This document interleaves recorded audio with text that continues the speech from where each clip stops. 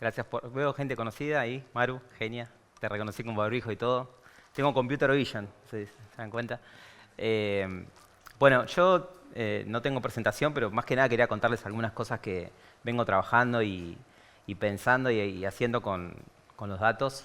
Hace como más o menos 10, 12 años me topé con un concepto que me pareció fascinante, que es el de Data for Good. Habrán escuchado Big Data for Social Good, que es el uso de los datos con la visión de tener impacto positivo, o sea, de hacer algo que realmente impacte positivamente en la sociedad, que resuelva un problema que existe en la sociedad, digamos, ¿no? Entonces, en ese momento yo estaba trabajando en un área de Big Data de una corporación muy grande de telecomunicaciones y me enteré que existía esta tecnología que tipo en el 2009, 2010, el MIT dijo, bueno, yo tengo tecnología, sé usar los datos, sé hacer un montón de cosas, y la ONU dijo, hay grandes desafíos de la humanidad que están ahí para ser resueltos, y dijeron ambos, ¿cómo hacemos para unir esos dos mundos, ¿no?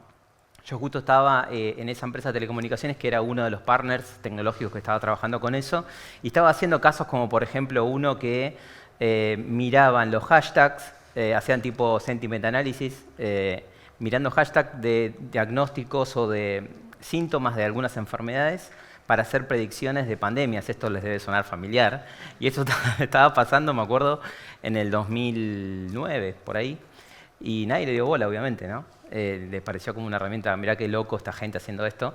Y hace no mucho, por ahí escucharon hablar de un proyecto de una empresa llamada Blue Dot, probablemente hayan escuchado, fueron los tipos que hicieron la predicción de pandemia que fue más certera de cómo se iba a distribuir la pandemia en el mundo, del COVID, con la misma lógica de hace 10 años. Entonces a mí también eso me hizo pensar, digo, si se hubiesen seguido esos desarrollos de hace 10 años, ¿cuántas cosas más hubiésemos podido tener, ¿no? En ese momento intenté, la verdad, meterme en algunos proyectos con poco éxito, más que nada en entendimiento, eso sí me metí, un poco en divulgación, pero la realidad es que en la práctica había pocas posibilidades. Hubo algunos casos muy buenos, por ejemplo, de predicción de terremotos. Capaz escucharon alguno de esos proyectos que eran más usando los datos de las antenas de teléfonos móviles. Y así hubo varios proyectos. Yo me empecé a meter, interiorizar y empecé a pensar cómo usar datos abiertos también para el impacto social. Eso me llevó a meterme en algunas iniciativas y en algunos proyectos. Y por ahí, por el 2017, tuve la oportunidad de hacer un curso, de estar becado en una universidad que se llama Singularity University. No sé si la escucharon hablar. Es una universidad que lo que busca justamente, y lo cuento más que nada porque puede ser interesante que se metan a ver cuál es el approach que tienen a este tema.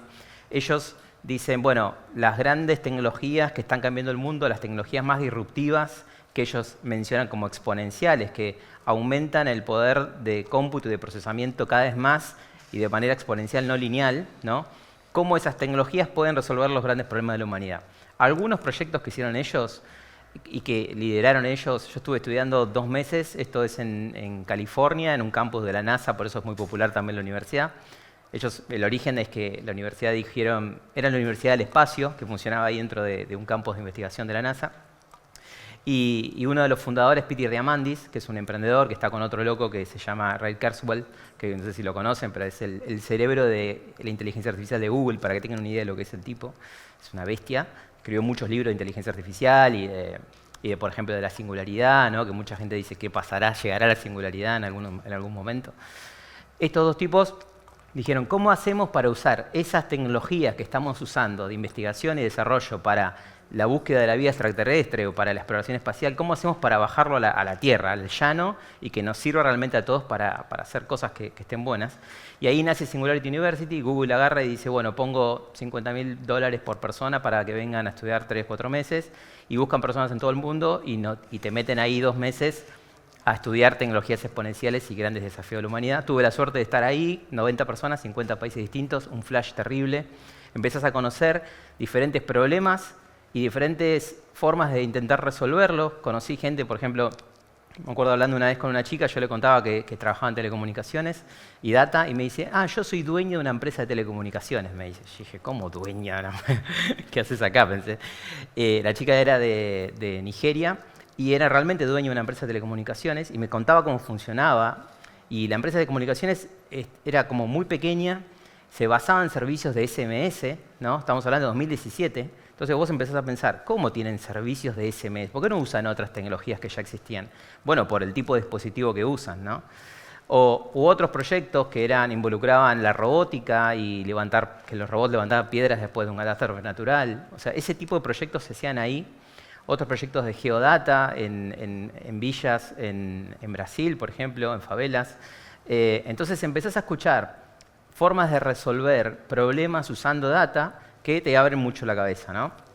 Bueno, tuve esa suerte de estar ahí unos meses allá y cuando terminó todo ese proceso de aprendizaje, cuando vuelvo a Argentina, junto a 2 amigos, socios hoy y amigos también, seguimos siendo amigos, a pesar de 4 años de laburar juntos 200 horas por día. Sí, la verdad que por suerte sí. Con ellos creamos Rocking Data, que es una empresa que lo que hace es análisis de datos, específicamente Machine Learning, inteligencia artificial, para diferentes industrias, para diferentes tipos de empresas. Yo cuando, hace rato les decía, intenté hacer cosas de Data for Good, y acá Maru no me deja mentir, que intentó conmigo. Vamos, Maru. Intentamos juntos. No era tan fácil porque la realidad es que las empresas grandes en general no tienen un foco en crear esos proyectos, ¿no? Entonces me acuerdo de una conversación que tuve con una persona de esa empresa que me dijo, bueno, si tanto te gustan estos proyectos de Data for Good, hacé una empresa y hacé proyectos de Data for Good. Yo dije, tenés razón, pensé. Y de hecho pasó, ¿no?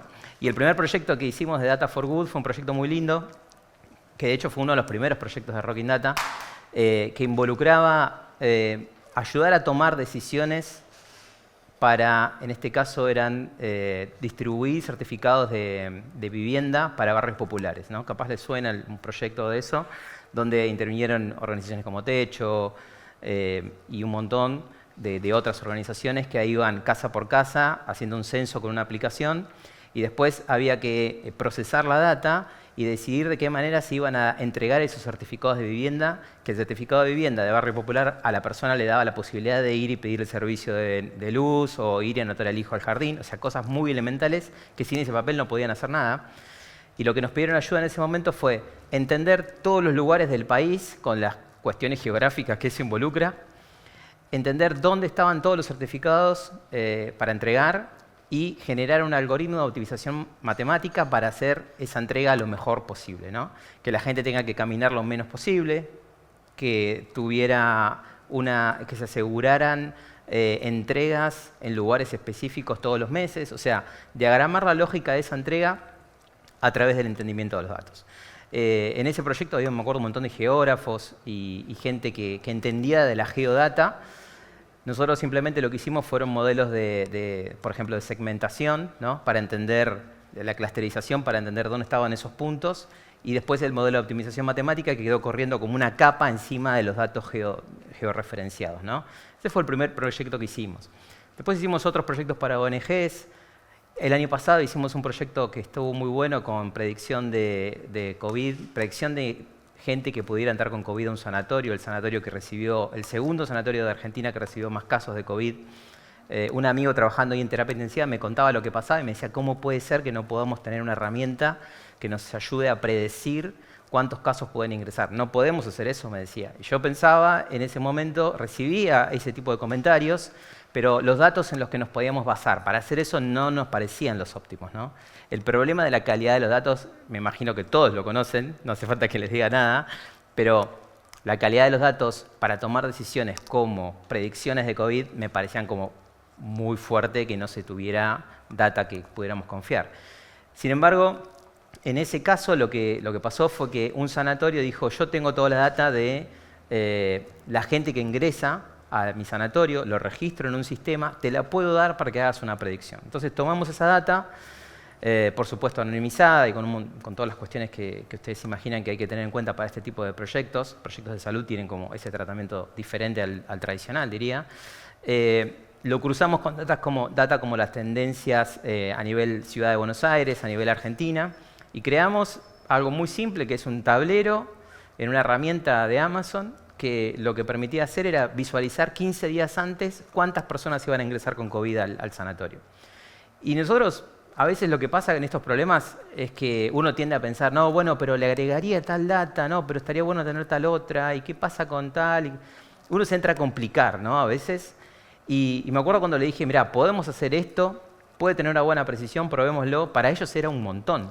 No tenían ninguna herramienta de ningún tipo en ese momento para hacer una predicción, ¿no? En lo que voy con este tema, porque me parece que los que trabajamos en data y todo eso buscamos siempre como la perfección, ¿no? El proyecto perfecto. Lo veo mucho en el equipo, incluso el nuestro. Entonces, a veces algo suficientemente bueno es útil y si es rápido, mejor. Lo hicimos en muy poco tiempo, tomamos datos de 2 meses de entrenamiento y después el algoritmo llegó a tener más de 98% de precisión y eso le sirvió al sanatorio, que es lo único importante. ¿Para qué le sirvió? Por ejemplo, le sirvió para decir, ¿puedo dar vacaciones a algún grupo de médicos? ¿Puedo designar algunas camas que hoy tengo para COVID, para otro tipo de diagnósticos? ¿Necesito contratar más personal de último momento? En vez de hacerlo un día antes, hacerlo 15 días antes, es más barato para ellos. ¿Necesito más insumos? ¿No? Y esa práctica basada en eso, en esa predicción, podría funcionar con cualquier otro diagnóstico, ¿no? De hecho, en ese momento habíamos estado hablando, estaba el tema ¿cómo era? Del mosquito, del dengue, que perdió por escándalo, ¿no? Con el COVID. O sea, pero en ese momento también estaba esa conversación. Pueden ser otros diagnósticos. Y nosotros estamos trabajando mucho en el ámbito de salud.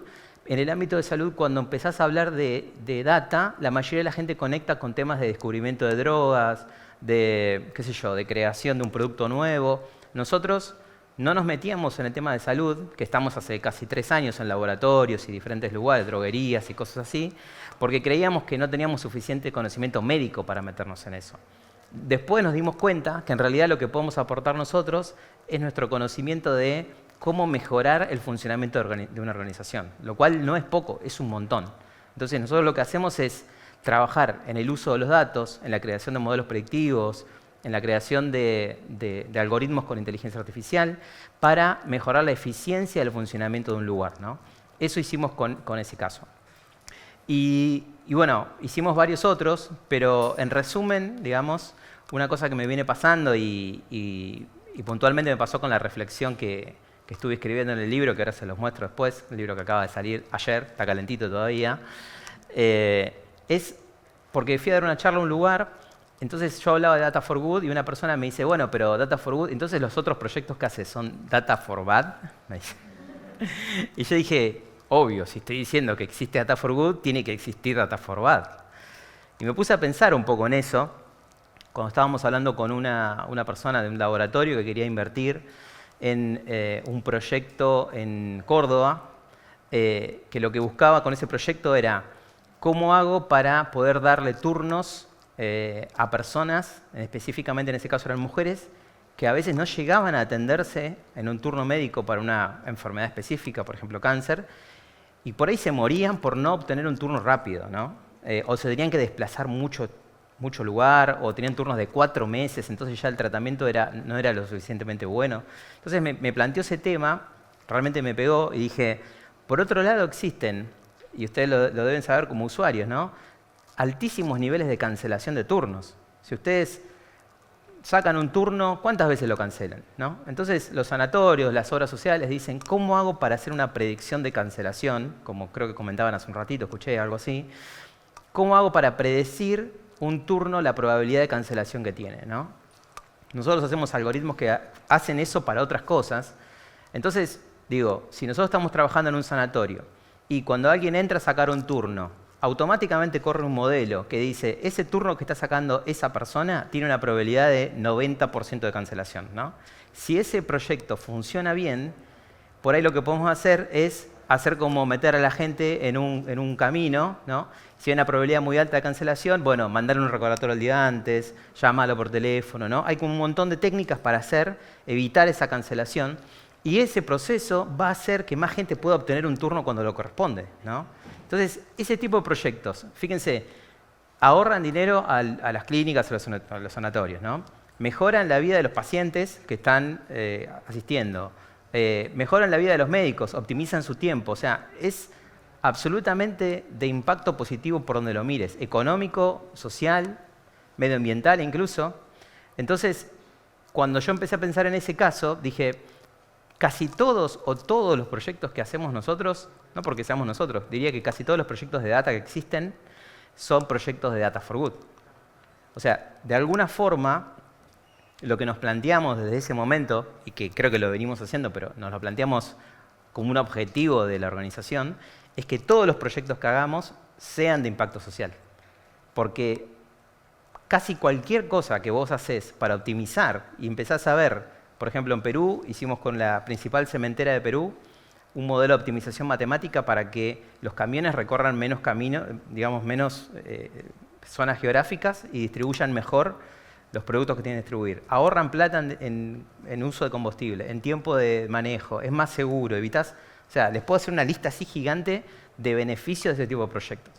Entonces, creo que el objetivo que nosotros buscamos, después de toda esta introducción que hice en realidad, es que todos los proyectos que hagamos tengan impacto social. Que no solamente existan proyectos de Data for Good y Data for Bad, ¿no? Que existan un solo tipo de proyectos. Y eso te lleva a muchas cuestiones y a muchas reflexiones. Últimamente estamos trabajando mucho con inteligencia artificial. Y por ejemplo, nos sumamos a mesas de debate de ética e inteligencia artificial, donde te empezás a plantear, ¿uso computer vision, o sea, detección de objetos dentro de video e imágenes para todo? ¿Lo uso en las calles para cualquier cosa? ¿O no? ¿No? Una empresa me pide que detecte con computer vision determinada cosa que pasa en su fábrica. ¿Lo tengo que hacer o no lo tengo que hacer? Realmente tenemos esas conversaciones, ¿no? Creo que ahí todavía en ese mundo específico de la inteligencia artificial, de la ética, de los marcos donde se incorporan estos proyectos, creo que todavía hay mucho espacio, no sé qué opinan ustedes, pero creo que todavía hay mucho espacio para reflexionar y para cambiar la forma de hacer las cosas. De hecho, hoy creemos que la única manera de hacer eso lo mejor posible es tener equipos multidisciplinarios. Tenemos un filósofo que está todo el día literal pensando en esto y que nos da vuelta a la cabeza haciéndonos pensar cosas. Tenemos gente que estudió psicología, gente que estudió economía, marketing, bueno, algunos ingenieros, perdón, pero bueno, nos queda otra. Entonces, tenemos esas cabezas diferentes. Hoy creo que es la única manera de no tener un sesgo de decir, esta es la forma, y bueno, si lo puedo programar, está bien, digamos, como que yo siempre vi en tecnología, siempre trabajé en software, siempre vi como, che, hay que desarrollar esto, ok, lo programamos. O sea, no vi nunca una reflexión sobre eso. Hoy está en la mesa el tema del sesgo, ¿no? El tema de las muestras de datos que se utilizan, cómo hago para minimizar, capaz nunca podemos sacarle el sesgo a los datos, y capaz que lo que tenemos que hacer es tratar de minimizarlo, ¿no?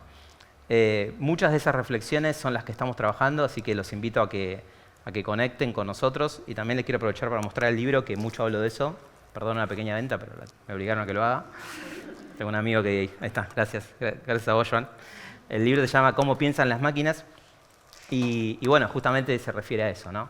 Tratar de entender cuáles son las lógicas de la inteligencia artificial, cómo aprenden las máquinas, cómo conocen el mundo y qué rol tenemos nosotros como humanos dentro de trabajo conjunto, ¿no? Así que, bueno, muchas gracias. Un placer.